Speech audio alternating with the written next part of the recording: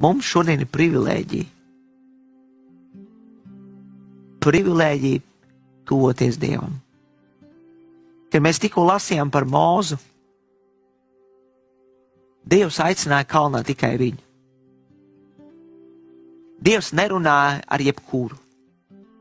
Šodien Dievs var runāt ar tevi un ar mani. Viņš runā ar saviem bērniem, viņš runā ar saviem ļaudīm, arī tu vari runāt ar savu debesu tēvu. Un tā ir privilēģija. Tā ir privilēģija, ka mēs varam to piedzīvot. Un es gribu atgādināt, ka ir svarīgi, ka mēs savā ticības dzīvē neignorējam Dievu vārdu, neignorējam Dievu pavēles. Kaut reizē mums nepatīk, jo tas skar mūs personīgi.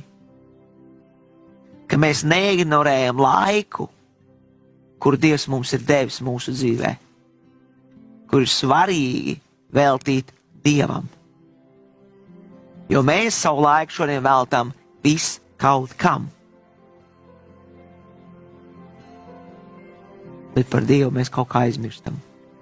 Paldies Dievam, ka Dievs par mums neaizmirst. Tā gan būtu traģēdija, vai ne? Dievs nekad neaizmirst.